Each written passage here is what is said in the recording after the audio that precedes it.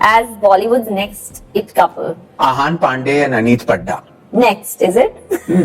Oh, well, they are yet not official. Yeah. So if they are going to be, I don't know if they are because I haven't I checked. don't know. Haven't checked. You haven't checked. I Okay. haven't checked. Karan Johar Bollywood के किसी couple पर statement दे दे और वो हंगामा न मचाए, ऐसा तो हो ही नहीं सकता। हाँ, ये सारा ड्रामा करने के लिए उन्होंने अपना पर्सनल स्पेस बना रखा है known as coffee with Karan. But to spill the tea, KJo को बस बोलना ही काफी है, अब चाहे वो किसी और का ही टॉक शो क्यों ना हो। और रीसेंट हंगामा भी ना तभी होता है जब एक तरफ करण जौहर सानिया मिर्जा के टॉक शो पर जाकर आहान पांडे और अनीत पड्डा के रिलेशनशिप पर स्टेटमेंट देकर पूरे इंटरनेट को कॉफी दे ही रहे होते हैं। बट वहीं कुछ टाइम बाद आहान पांडे क्लैरिफिकेशन देते हैं और इन अ वे डिनाई कर देते हैं केजो के स्टेटमेंट को ही। तो क्लियरली आहान पांडे और अनीत पड्डा की जो डेटिंग रूमर्स पहले से फैन एडिट्स थे या फिर स्पेकुलेशंस थे, अब सोशल मीडिया के डिस्कशंस का हॉट टॉपिक बन चुके हैं, and all thanks to KJo's impromptu statement. तो पूरे ड्रामे के बारे में बात करें उससे पहले चैनल को सब्सक्राइब करना मत भूल जाना। तो सानिया मिर्जा के रीसेंट यूट्यूब चैट शो पर एक सेगमेंट चल रहा होता है जहां पर करण जौहर से सिंपली ये पूछा जाता है that who can be the Bollywoods next it couple, और बिना ज्यादा सोचे करण जौहर तुरंत बोल देते हैं आहान पांडे और अनीत पड्डा। के बाद सानिया दोबारा कंफर्म करती हैं नेक्स्ट इट कपल। इस पर करण स्माइल करते हैं, फिर एक सेकंड में उनके एक्सप्रेशंस चेंज हो जाते हैं और वो ये कहते हैं well they are not officially yet, so if they are going to B